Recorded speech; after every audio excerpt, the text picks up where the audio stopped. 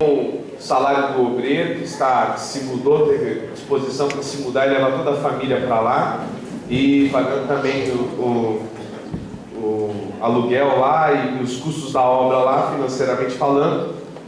E nesses últimos 2 meses nós tivemos um crescimento triplicado em Almirante Tamandaré.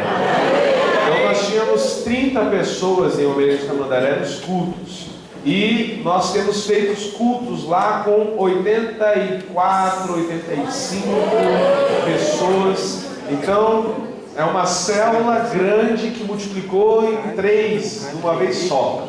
Então estamos muito felizes com o que Deus tem feito lá, graças a Ele mesmo.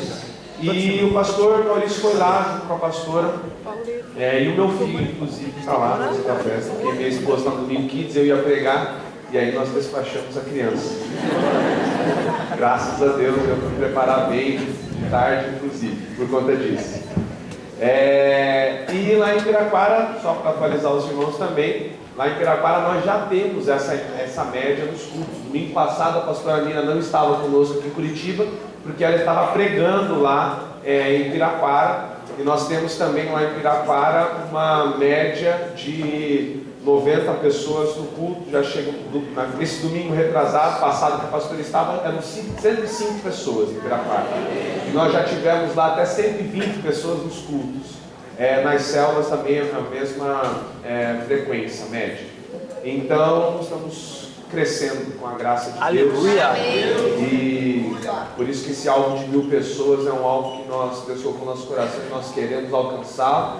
Estamos com 700 e poucas pessoas na vida da igreja, entre crianças, jovens, adultos, adolescentes, nas 3 igrejas, e nós vamos chegar a 1000 em nome de Jesus. Amém. Amém, irmãos? Amém. Fico feliz com a palavra do Cristo, os desafios de fé que Deus nos dá, e também quando nós respondemos a Ele com uma atitude de fé.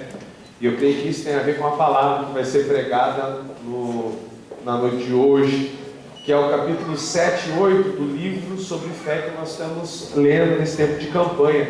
E eu quero que você leia comigo o tema dessa palavra. 1, 2, 3.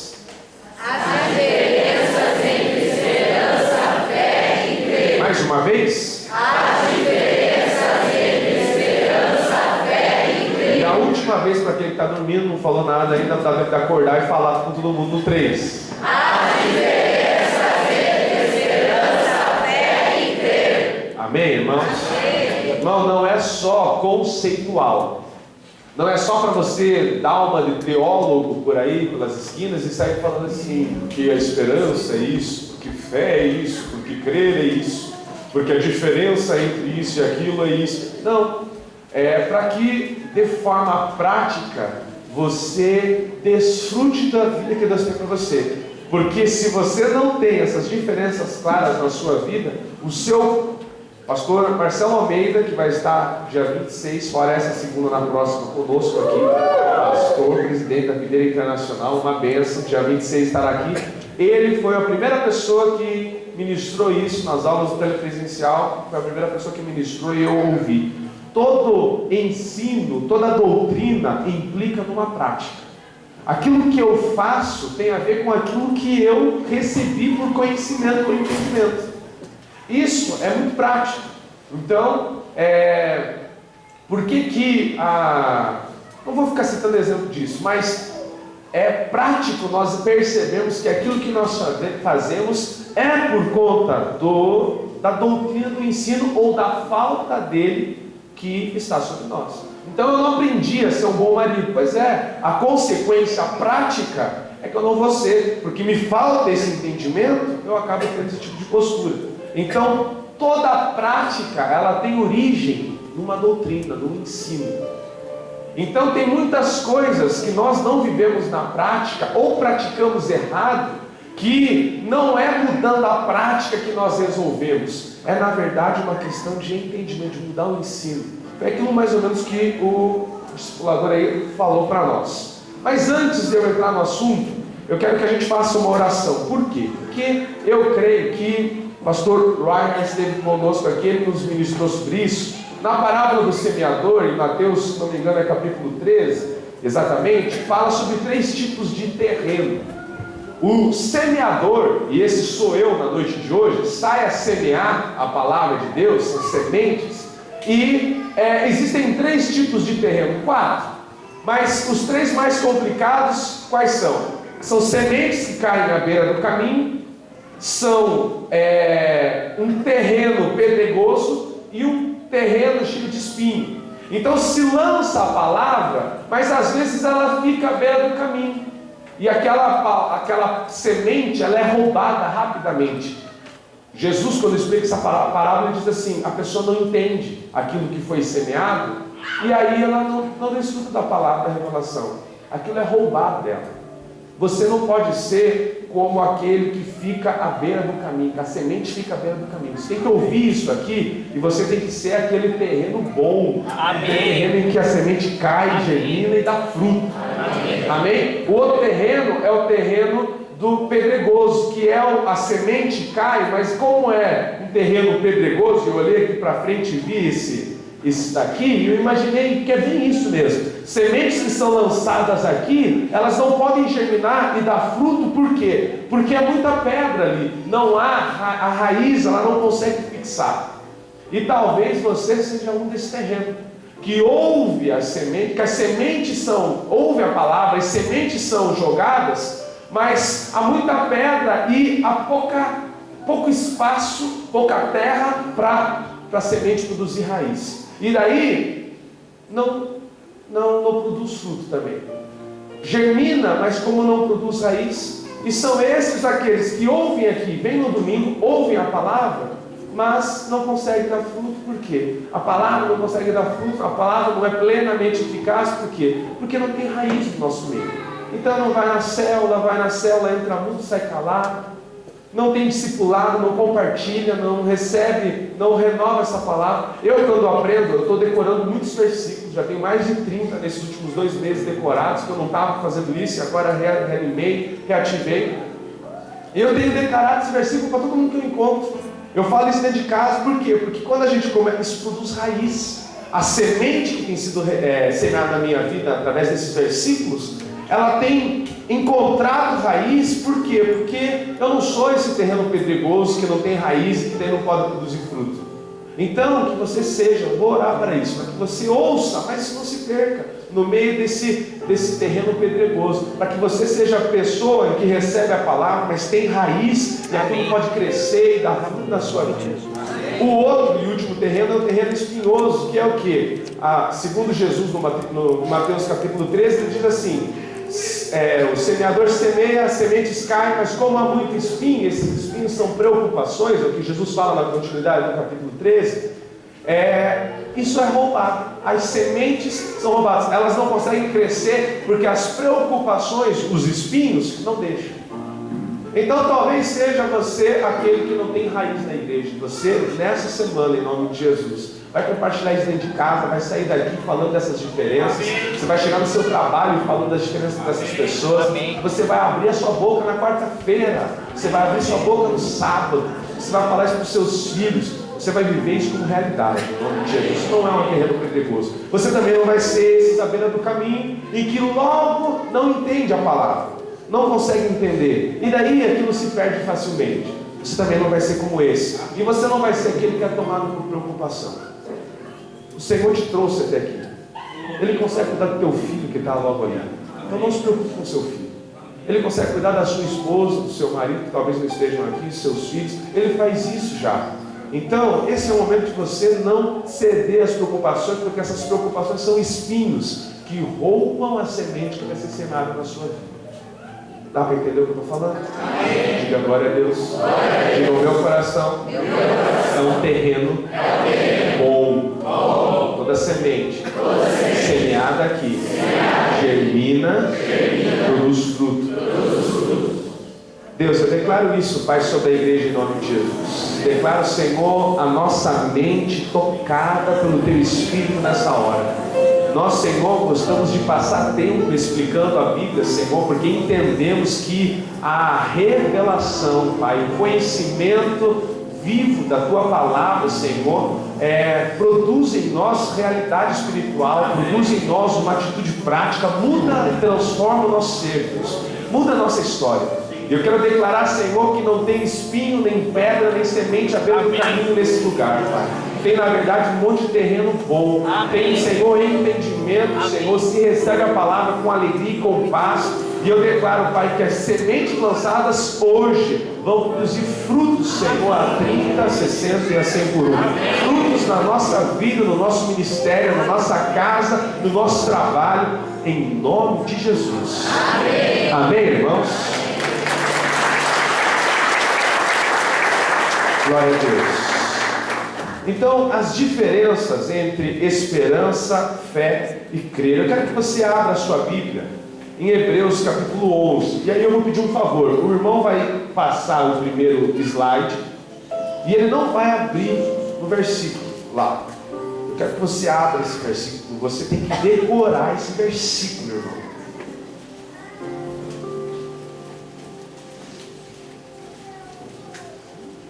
Nós precisamos ser crentes que têm a palavra já memorizada na cabeça. Diga amém para isso. Amém. Eu falava assim, nossa, eu não consigo memorizar versículo. Está difícil memorizar versículo. Faz tempo que eu não memorizo versículo. Aí eu comecei a treinar. E aí a gente decora. Então, da leitura de João, que foi o livro do mês passado, eu decorei, eu acho que uns 20 versículos, 18 ou 20 versículos. E aí agora a gente terminou Hebreus, ontem a leitura de Hebreus, e hoje, e até o final do mês, a gente vai rever Tito, 3 capítulos, Filemão e os 13 capítulos de Hebreus. E eu assumi um compromisso comigo, eu vou lançar isso para a igreja e vou fomentar isso no grupo dos radicais livres. Gastar esses últimos dias de outubro, não só relendo os capítulos, talvez nem releia, memorize versículos desse capítulo. Tem que fazer isso. Eu comecei isso com Tito, e eu na primeira semana lá lendo Tito, eu gravei 3 versículos de Tito. Tito 1,15, que diz assim: ao puro todas as coisas são puras, mas aos impuros e aos descrentes nada é puro. De fato, tanto a mente como a consciência deles estão corrompidas. Tito 1,15. Tito 2,11 diz assim: porque a graça de Deus se manifestou salvadora a todos os homens. E Tito 3,9 diz assim: evite, porém, controvérsias tolas, genealogias e discussões e contendas a respeito da lei, porque essas coisas são sem valor e inúteis. 3 versículos. Eu li Tito, mas eu gravei ele, memorizei ele. Eu uso isso. Estava orando pelo meu sogro, pela conversão do meu sogro, e aí eu comecei a orar como volta e meia eu oro pelo meu sogro. Mas chegou uma hora que eu parei de orar como volta e meia eu oro, e eu comecei a falar: Deus, a graça se manifestou salvadora não só para mim, não só para minha esposa. A graça se manifestou salvadora para o Jefferson Nunes. Eu creio na salvação dele, não por um pensamento positivo. Eu creio porque a palavra, Tito 2,11, é o que o Senhor diz, e eu creio nela. Eu vou ver com os meus olhos ela se cumprindo na minha família plenamente. Irmãos, você ora diferente. Você ora diferente do que só: Deus, salva meu parente, Deus, você sabe, ele precisa tanto, coração ruim, meu Deus, ele precisa do Senhor, Deus faz alguma coisa. Com um versículo memorizado, você não ora um dia só pela conversão dele, porque essa é a vontade de Deus. A salvação de todas as pessoas é a vontade de Deus. Agora, a fé na terra para declarar, para se apropriar dessa verdade, a crente orando por isso diariamente, porque a parte de Deus já está feita, ele já morreu pelas pessoas.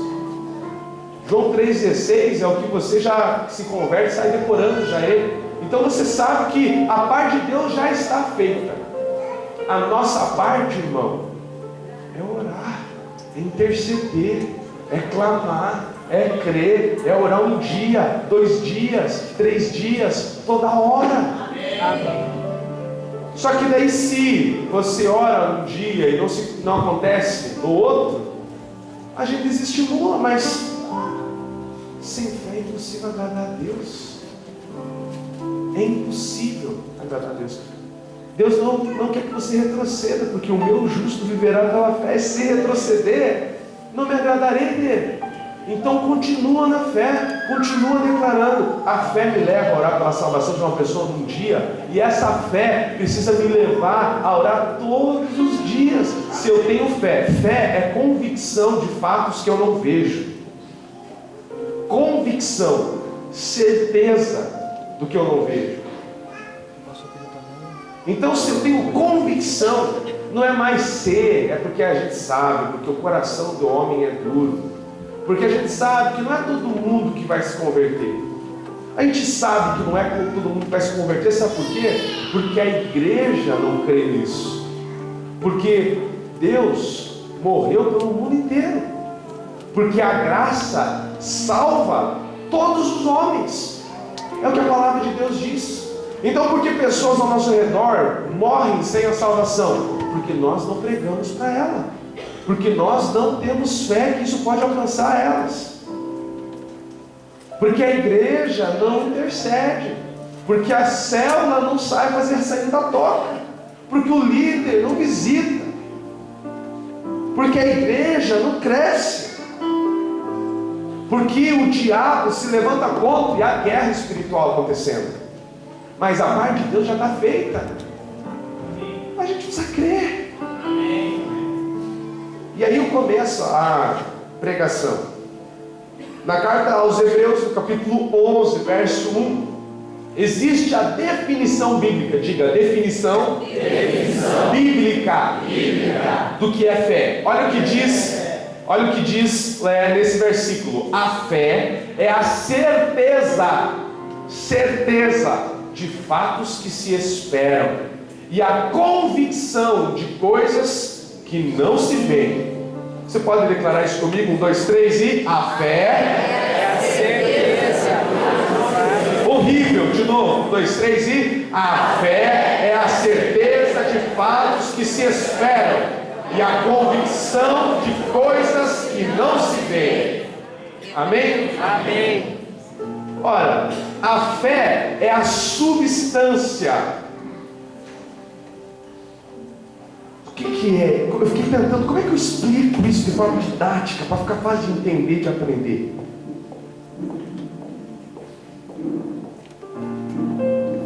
Eu tenho fé que tem água nesse copo. Eu tenho fé. Eu posso ter fé que tem água nesse copo? Sim ou não? Sim. Posso. Eu tenho fé. Tem gente que não acredita.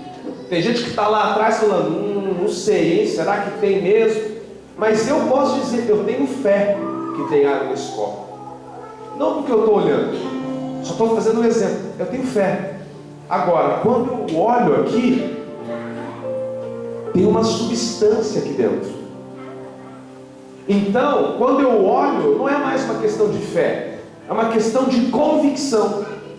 Eu não preciso mais de fé, entre aspas, porque eu olho e vejo uma substância líquida aqui, água.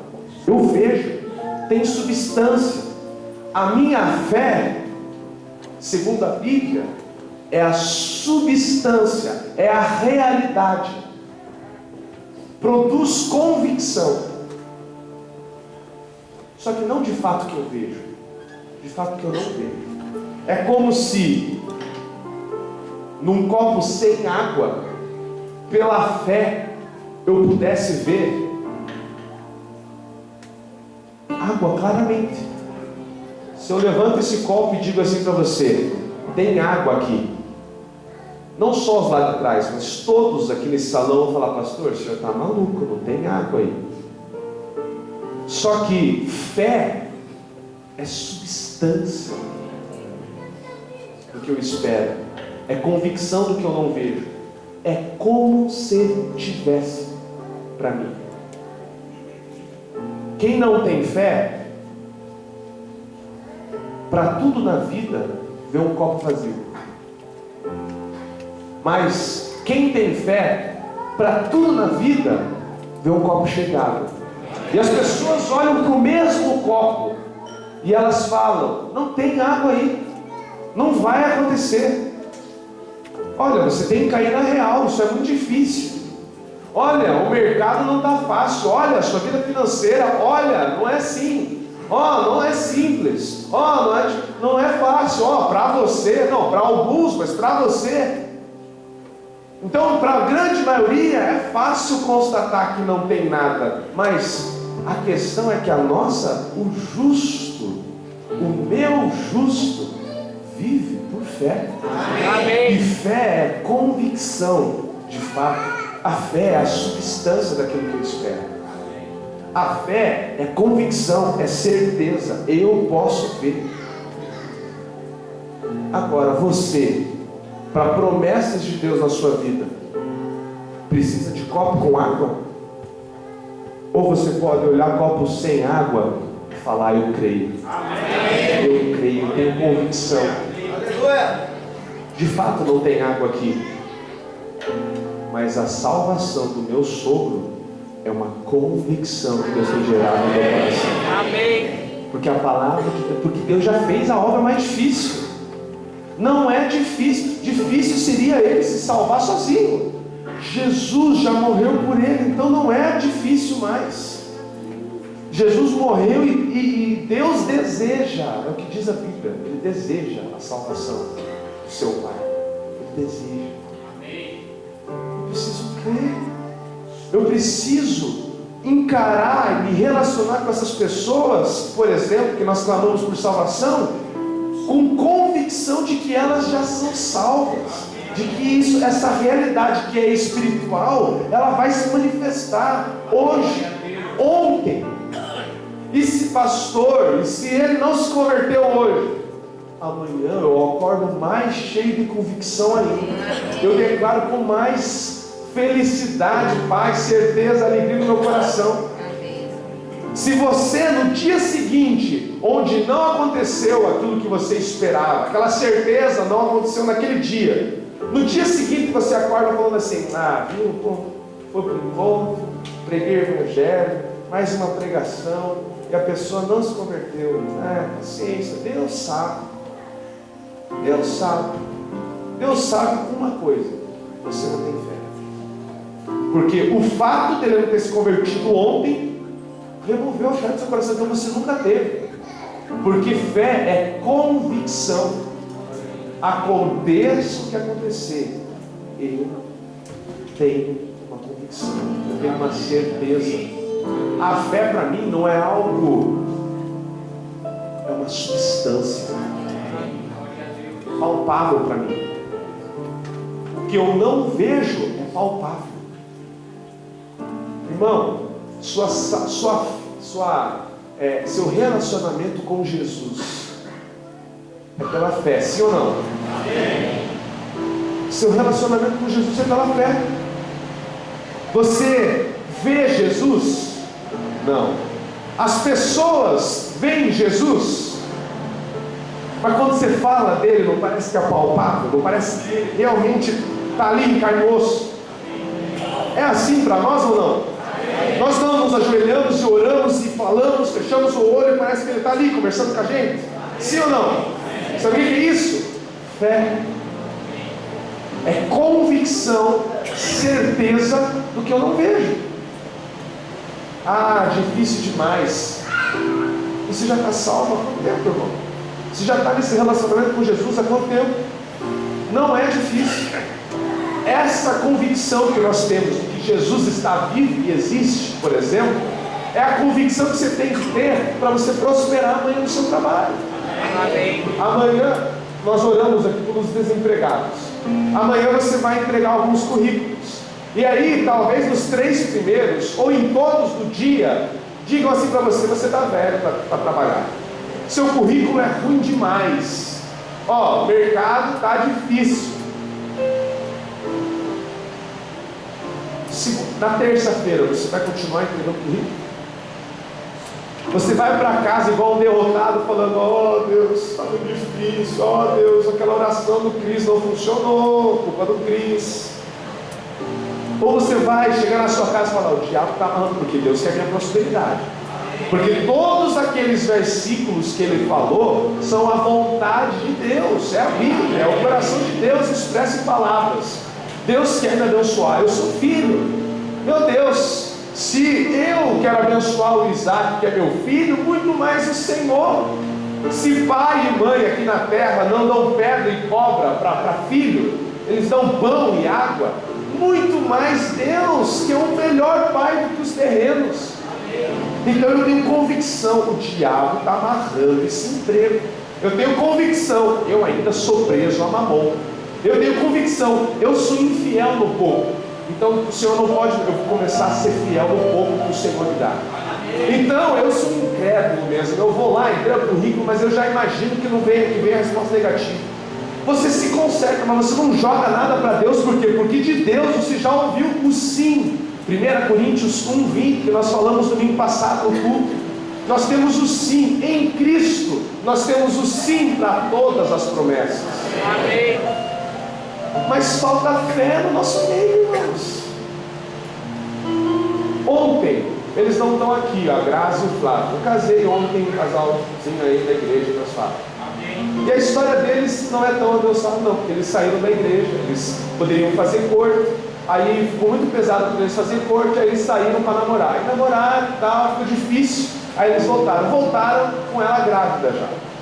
E aí, o que faz? Pressão de alguns da família, vamos casar isso daí, porque agora fizeram filho, tem que casar, e aí eu falo, se der casamento vai dar divórcio no dia seguinte, porque eles são imaturos, eles saíram da igreja, eles se firmaram na fé direita e tal. E aí ficou aquele negócio todo, até que eles vieram para mim e falaram: pastor, amém, deixa eu falar de estar fazendo, estamos errado mesmo, e querendo consertar. Eu falei: glória a Deus. Então a primeira coisa que vai fazer não tem relacionamento mais, tem namoro, não tem corte, não tem nada. Vai seguir a Deus, vai fortalecer na fé. E eles encararam. E aí continuaram, foram crescendo, aí começou a corte. Aí depois de alguns meses de corte, foi o noivado. E aí ontem foi o casamento deles. Amém. Quando eu fui orar, me preparar para a pregação, para o casamento, fiquei 1 hora orando no meu quarto. Eu comecei a orar em línguas, orar em línguas, orar em línguas, orar em línguas, orar em línguas, e orar em línguas. E fiquei lá orando em línguas, falando: Deus, eu não sei nem como orar em português, então eu vou ficar orando no Espírito mesmo. Por quê? Porque eu estava com insegurança para casar eles. Insegurança. Eles são novos, eles já têm um filho, vida financeira deles é complicada, ela está desempregada, já saíram da igreja há algum tempo, voltaram para a igreja, firmaram, deram respostas a Deus, mas algumas também não teve, estão crescendo, e aí vão casar. Será que vai dar certo? Será? E aí orando em línguas, e alguns, como o apóstolo Paulo fala, ora em línguas e a mente fica infrutífera. A minha não, eu oro em línguas e minha mente fica trabalhando, eu penso em versículo, eu fico orando, o Espírito ora de fato, mas eu também estou ali pensando nessas coisas, e parece que Deus vai conduzindo a minha oração nas sementes, minha mente, né, nas sementes. Irmãos, brotou dentro de mim uma convicção de que esse casamento vai ser abençoado. Uma certeza. Eu não vejo ainda, porque só amanhã, terça, quarta, só 1 ano, 5 anos, 6 anos de casado, 10 anos, 30, como meus pais, que vão mostrar que realmente. Agora, para mim, eu tenho convicção, vai ser um bom casamento. Vai ter luta, eles vão ter que aprender algumas coisas na marra, mas não vai ter divórcio. Não vai ter. A promessa de Deus para eles é essa. Se alguém está em Cristo, Deus me deu uma palavra: se alguém está em Cristo, nova criatura é.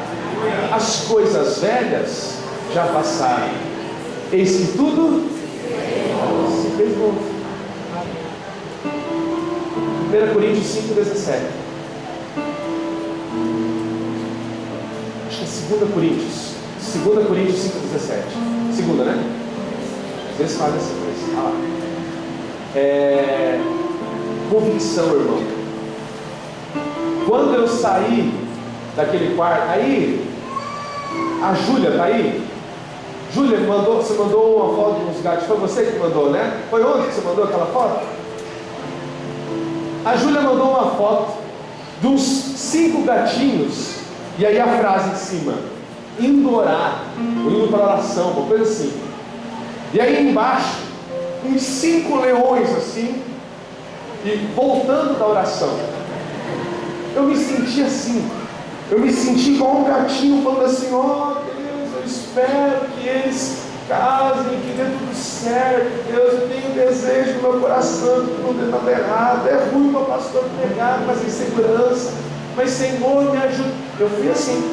Mas eu voltei daquela oração falando: isso vai dar casamento, você vai dar mais um filho, vai dar prosperidade, ela vai conseguir logo emprego, porque Deus sabe que ela precisa de emprego, e ela vai procurar esse emprego lá morando em Pinhais, e vai conseguir um pertinho de casa que vai ser bênção. Deus já preparou. Se eu, que sou um mau pai, posso pensar em ter um emprego ali para ela, Deus, que é um bom pai, já pensou nisso muito antes de mim. Então ela vai ter uma atitude de fé, o Flávio vai ter uma atitude de fé, esse emprego vai vir.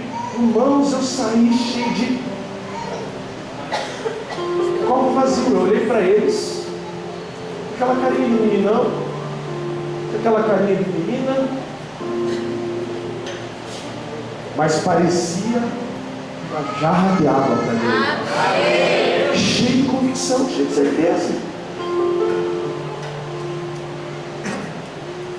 A pregação hoje vai ser daquele jeito. 1 Coríntios 13:13, não precisa procurar, olha para cá, você já sabe o que diz. Faz a diferença entre fé, esperança e amor. No versículo 13 diz assim: assim permanecem agora esses 3: a fé, a esperança e o amor. O maior deles, porém, é o amor. O que eu quero dizer com esse versículo? Que a Bíblia faz diferença entre fé e esperança. Não são a mesma coisa. São 3 coisas diferentes ali, e o amor junto. Se a Bíblia faz diferença entre fé e esperança, quero dizer para você, porque são coisas diferentes. E se nós nos enchemos de fé, nós temos muito mais história para contar na nossa relação com Deus. Agora, se nós nos enchemos de esperança e chamamos isso de fé, nós só temos frustração e uma lista de oração sem resposta atendida. Eu creio que tem muito crente que tem muitos pedidos de oração ao longo do ano, muitos pedidos de oração nos 21 dias da campanha, mas pouca resposta vinda, resposta cumprida, pouco vizinho do lado assim, ticando e falando assim: pô, Deus fez isso, Deus fez isso. Mas é por quê? Porque essas promessas que nós pedimos ali, essas bênçãos, esses alvos que nós pedimos, são coisas que Deus olha e fala: não, está pedindo demais, hein, filhão? Está abusado, hein? Está pedindo até carro novo? Ah, para com isso. Está pedindo até casamento? Ah, quer multiplicar a célula? Não, peraí. Agora toda hora, multiplica no começo do ano e quer multiplicar no final também? Amém! Você acha que Deus fala um negócio desse, irmão? Só que, quando nós vamos orar, nós oramos como?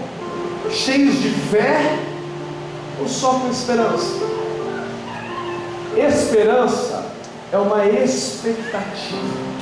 Esperança é um desejo. Esperança é uma vontade de que alguma coisa aconteça. Esperança é o passo seguinte do sonho. Você tem um sonho e aí acaba o sonho, você fica com esperança de que aquilo aconteça. Só que esperança não faz milagre acontecer. Esperança não faz resposta vir do céu. Esperança é boa, porque nos mantém felizes, saltitantes, sonhantes, cheios de expectativa, cheios de desejo no coração, igual pessoas do primeiro amor, igual um adolescente apaixonado. Agora, esperança não move no mundo espiritual. Eu vou orar pelo Leandro, porque ele vai casar. Amém. E aí eu vou orar assim primeiro. Deus, eu sei que o Senhor quer casar o Leandro. Eu sei. Então, em nome de Jesus, em nome de Jesus, Senhor, cumpre isso na vida dele. Faz, Senhor, algo. Eu sei que o Senhor quer. Ele é um bom menino, Deus. A corte dele também é uma boa menina. Serve ao Senhor.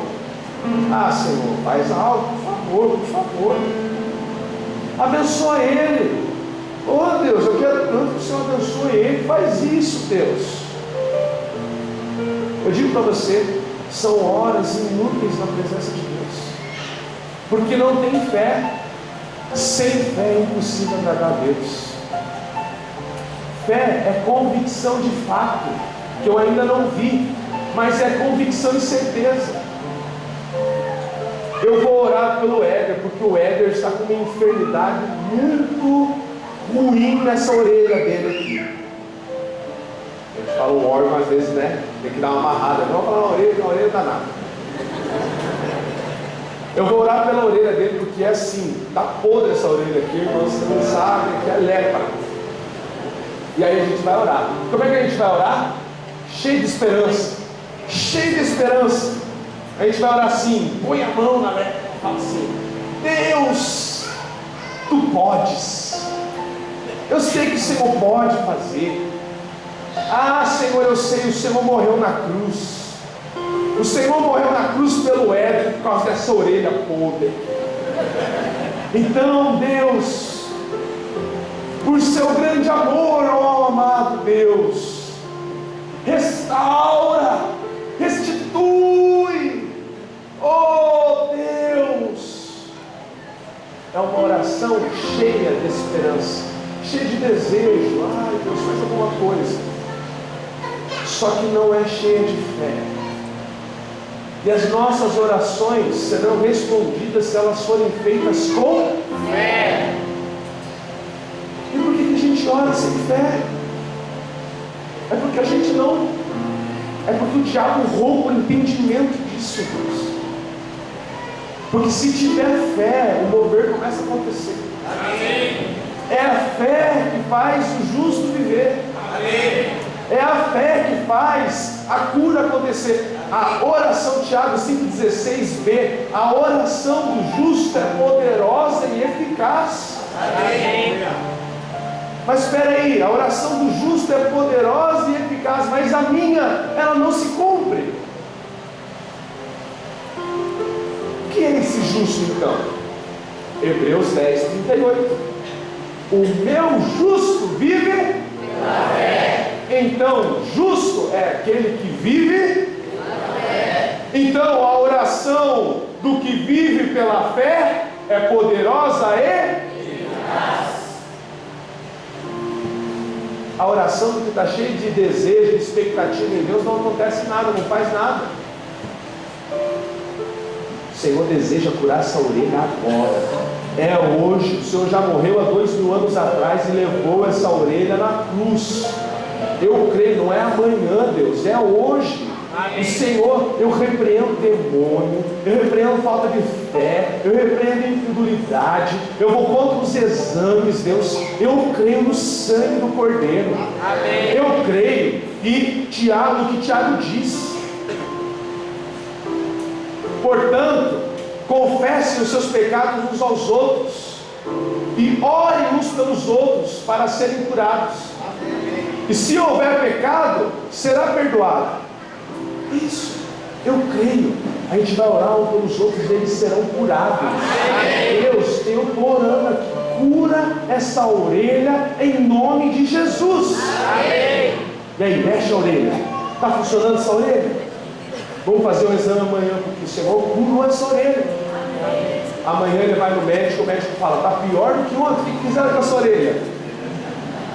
Ele fala, não sei horário, eu vou orar de novo, porque Jesus já resolveu o problema na minha orelha. Amém. Você vai para casa com a mão na orelha, declarando em nome de Jesus, é hoje, é agora, pela fé já aconteceu, e você vai assim até que ela caia, não interessa, é convicção, de fato que não vê. Eu posso estar indo para o túmulo, mas eu vou declarando a minha fé. Amém. Se eu for para o túmulo declarando a minha fé, tem chance de no túmulo eu levantar. Amém.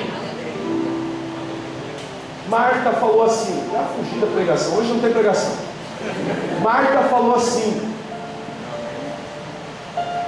mestre, se o Senhor tivesse chegado aqui algum tempo atrás, já faz 4 dias que colocaram Lázaro no sepulcro, já está fedendo. E aí Jesus olha para ela e fala assim, ei, mas se você não crê que eu posso ressuscitar dos mortos, inclusive não crê em Deus, não crê em mim. Ela fala, eu creio que o Senhor é filho de Deus. Não, mas você não crê que eu posso fazer algo? Não, eu creio. Só que não era crer ali, era só expectativa, era só esperança, só um desejo assim, de que Deus fizesse alguma coisa.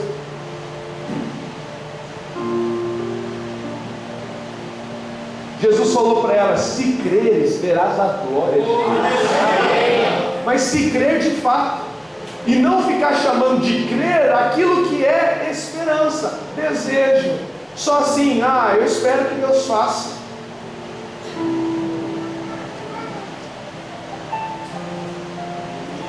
Vou orar pelo casamento aqui, porque ficou só no vácuo, né?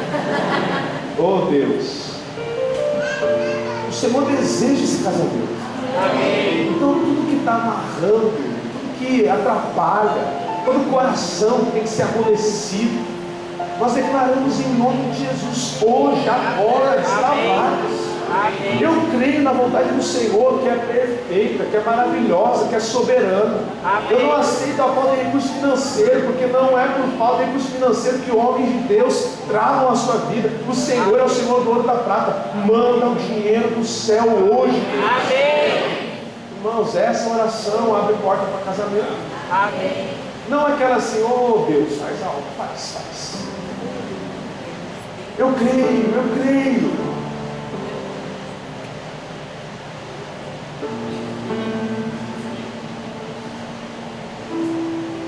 A esperança é parte importante para a fé, mas nunca trará milagres para a sua vida. Ela sozinha é limitada, porque carece de realidade, carece de substância, carece de convicção.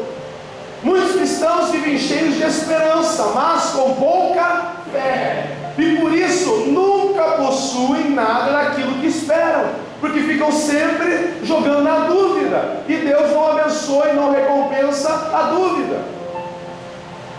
Hebreus 11:6 diz isso. Nós precisamos crer que Ele existe, e que Ele recompensa os que nele esperam ou buscam nele. Fé é isso, é crer que Ele existe e que Ele recompensa quem busca. Eu busco e eu declaro a minha fé. O Senhor existe e recompensa. Isso já foi liberado. Quem de nós está pedindo um Porsche Ferrari, irmão? Quem só quer um carro bom? Quem só quer um carro bom para servir a Deus bem com um carro bom? Amém. Meu Deus!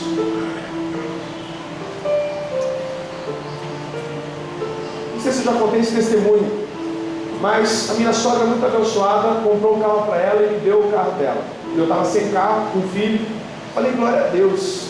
Carro com direção hidráulica, 4 portas, um Corsa sedã, bagageiro, porta-mala grande. Só que chegou uma hora que esse carro começou a ficar velho, começou a dar problema. E eu sem dinheiro para trocar carro. E aí, indo de mecânico aqui, no outro mês deixando mais duzentão, no outro mês, esse mês não consigo dar oferta, porque já gastei com carro, aquela coisa. Um dia de manhã me deu uma indignação, eu falei, não aceito isso. Aí eu comecei a orar e Deus falou assim, vai lá na concessionária. Eu fui lá, fiz test drive, andei em um monte de carro, conversei com o gerente, fiquei a manhã inteira lá. Saí com um monte de papel, que é financiamento e tal. Conversa de louco. Porque não tinha dinheiro.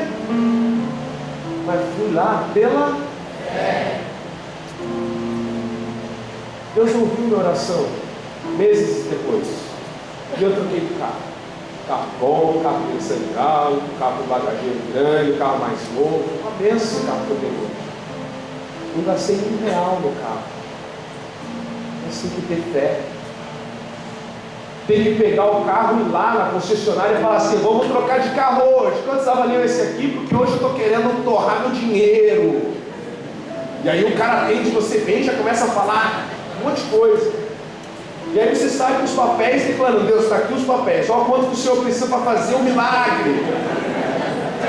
Mas sabe o que é isso, irmão? Falta isso para mim. Falta isso. A gente sabe como que faz para trocar de carro? Mas fazer conta. Eu guardei R$100 esse mês, consegui guardar mais 300 no outro, deu 400 para comprar um carro, falta 12 mil. Aí você vai orar. Oh Deus, é algo da minha campanha, eu estou cheio de fé. Me dá um carro. Sei, mas preciso de um carro. Os irmãos começam pedindo um carro zero no começo da campanha, no final da campanha estão pedindo uma Kombi, tá? Uma Kombi. Nada contra a Kombi, eu sempre achei legal para carregar um monte de adolescente. Achei legal a Kombi. Mas uma zero em nome de Jesus. Amém. Ou uma bem novinha. A esperança sozinha visualiza apenas o que você quer e deseja. A esperança só visualiza, mas a fé traz fundamento para que se materialize. Não importa o quão intenso, nem o tanto que você olhe por aquilo que você deseja e espera, somente a fé moverá a mão de Deus. Somente a fé. Agora eu consegui adiantar aqui. Se der 9 horas, a gente vai embora.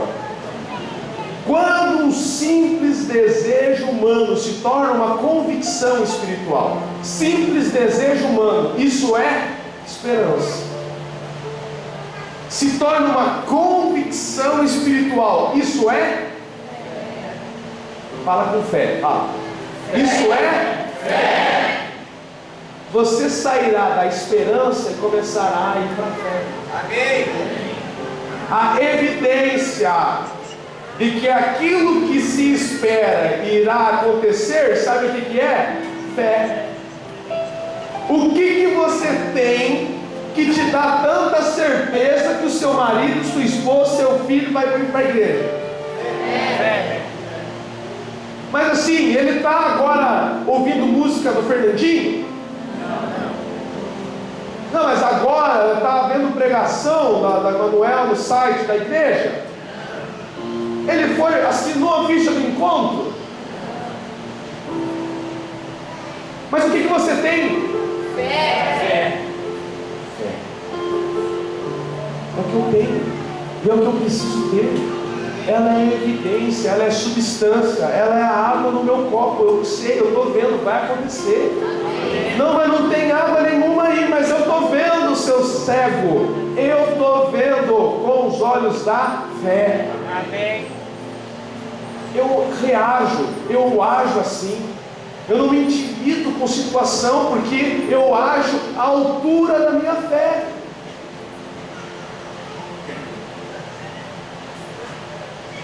Nesse momento, nada altera a minha convicção. Não, antes, somente quando esperança se torna fé, é que Deus poderá agir. É o que diz em Hebreus 11:6, que eu já disse aqui. Precisamos crer que Ele existe, que Ele recompensa quem busca. Nesse momento, nada altera a minha convicção na promessa de Deus. Nem sentimentos, diga sentimentos, minam minha fé. Diga sentimentos, bate a mão no seu coração, sentimentos vão contra a minha fé. Sempre, irmão, sempre, sempre, sempre, sempre, sempre, até o fim, sempre. Quando Pedro falou, mestre, manda que eu vá então até aí, porque eu vou, se o senhor falar, se o senhor der uma palavra, eu saio do barco, eu ando pela água. Jesus olhou para ele e falou, então vem. E aí ele foi, e ele colocou o pé na água, e o segundo passo na água. Só que daí deu medo. Ele sentiu aquela água ali, estava firme, porque ele deu o primeiro e o segundo passo, mas daí veio aquela dúvida: será que não foi uma pedra aqui? Será que não tinha uma boia? Será que não tinha alguma coisa? Será que um peixe não passou na hora? E o próximo passo, será que não vai ser no fundo do oceano mesmo? E aí ele começou a tropeçar, e Jesus segura ele pela mão e fala assim: homem de pequena fé. Pequena fé. Sentimentos fazem a gente se tornar um homem de pequena fé. Ah, pastor, eu não estou sentindo que eu devo falar, não estou sentindo que eu devo fazer, eu não estou sentindo que pastor, eu estou sentindo receio, pastor, eu estou sentindo frio na barriga, pastor, eu estou sentindo medo, pastor, eu estou sentindo insegurança. Glória a Deus, porque a fé e essas coisas, elas lutam contra. Glória a Deus, porque eu fui para o banheiro várias vezes hoje antes de vir dar a palavra, porque ela só confirma que eu estou fazendo algo pela fé. Amém. Chegou uma fase que eu comecei a pregar e me senti tão à vontade pregando, que era uma luta para mim. Eu ia seguro pregar, não. Aí o pastor falava: ó, não, era eu que ia pregar, mas agora você vai pregar. Você tem a tarde para fazer? Não, tranquilo, vamos lá. Chegar em casa, dormir um pouquinho, abrir a Bíblia, fazer a pregação, 3 pontos, tranquilo. Chegou uma hora que eu falei: cara, cadê esse receio?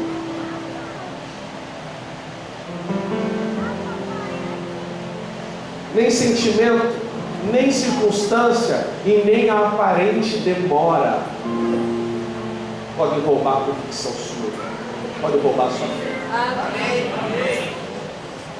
Aparente demora. Para minha mãe foi 9 anos para o meu pai se converter. Para o meu sogro já faz mais de 10 que se ora para que ele se converta. Aparente demora, porque a qualquer dia, hora e momento ele pode pegar o telefone e falar assim: aconteceu. Amém. E eu vou crer nisso diariamente. Todas as vezes que eu for orar, eu vou declarar essa verdade. É só uma aparente demora. Há quanto tempo você ora por algo? Tem um irmão na Videira em Goiânia que é rico, muito rico. Um rico que eu ainda não conheci. Eu conheci ele pessoalmente. O nome dele é Rani, e a gente vai trazer ele para o próximo sobre vida financeira. E ele disse assim, que os irmãos oram muito por chamado pastoral. Quero ser pastor, quero ser pastor, quero ser pastor. Oram por isso, lideram por causa disso. Então pode levantar a mão aqui. Quantos quer ser pastor? 50 vão levantar a mão. Pastor e missionário aqui na igreja é perto. A gente ora muito por isso. Agora ele pergunta: quantos de nós oram diariamente com fervor e paixão para serem ricos? Parece que é pecado ser rico. Parece que é um problema ser rico. Ah não, mas é que o amor, ninguém está falando de amor à riqueza, a gente está falando de ter dinheiro. Se não tiver dinheiro, não levanta mais pastores. Os pastores que estão aqui vão embora, tem que ter dinheiro.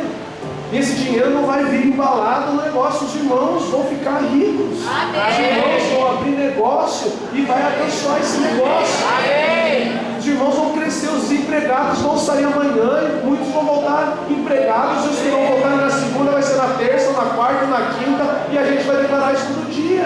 Porque é a forma da obra do Evangelho crescer. Nós temos que ficar ricos, mas nós não oramos por isso todo dia, irmão. A gente ora assim: não, só quero sair, oh Deus, se eu puder sair do vermelho, Deus, eu espero, eu desejo, eu declaro. Tira eu do vermelho. Irmão, o que sair do vermelho? É abrir conta, é guardar dinheiro, é poupar, é dar generosamente, é abrir negócio, é começar algo, é crescer, é sair o concurso, sabe? Sair o dinheiro que está travado na justiça, sabe? É ter dinheiro, não para comer o dinheiro, mas para investir, para, sabe, ter mais e mais e mais. Isso é de Deus. Amém. Principalmente se você viver aquilo que o Cristo falou sobre, que está lá em Provérbios 14, de você dar generosamente. Aquele que dá alívio, receberá alívio, é o que diz o versículo, Provérbios 14. Quem dá alívio? O generoso prosperará. Aquele que dá alívio, receberá alívio.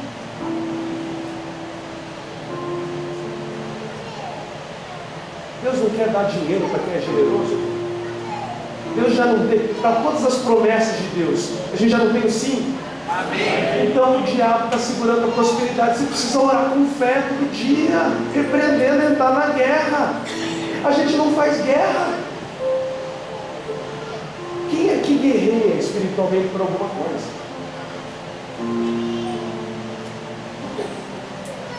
A gente não é fiel no pouco que a gente tem. O problema não é Deus, o problema é a gente aqui. Ou é o diabo que está fazendo guerra, ou é a gente que não faz guerra com o diabo, ou a gente que tem o coração apegado a dinheiro mesmo, a roquinha de marca, coisinha, sabe? E aí nunca pode ter nada, fica sempre querendo ter, juntar, bater, e aí perde, não tem nada. Sempre correndo atrás. Mas não é porque em Deus nós não temos o sim. Temos que ter fé, parar de ter só essa expectativa de ganhar dinheiro. Ter fé, certeza. Sair e andar nos lugares como quem crê. O pastor Ricardo ganhava bastante dinheiro lá no Positivo. E ele falava que ele ia 10 vezes no prefeito dos municípios para vender o ensino positivo lá para a Secretaria de Educação Municipal. E o prefeito falava não, e ele saía de lá falando: esse cara vai, em nome de Jesus, eu vou prosperar, esse cara vai aceitar, eu preciso de fechar esse negócio. E ele ia lá, sabe? Não, para ele era assim. Os caras falavam: não, volte amanhã. Ele dizia: não, tranquilo. Saia feliz. Ele saía de lá falando assim: não, vai dar certo, amanhã eu vou voltar. E o cara enrolava ele sabia que estava sendo enrolado, mas não mudava a convicção dentro dele: vou fechar esse negócio. E aí ele batia metas e mais metas, ganhava 15, 20 mil reais lá como comissão quando ele trabalhava lá. Por quê? Por causa de postura de fé. De ouvir um não, mas é louco, é fé, faz a gente ficar maluco. Ouve um não, mas você acha que tem um sim, porque amanhã você volta lá, e aí tem um sim, ainda tem um não. Então beleza, mas amanhã. É assim na Glacial, é assim em qualquer negócio, é assim no seu trabalho.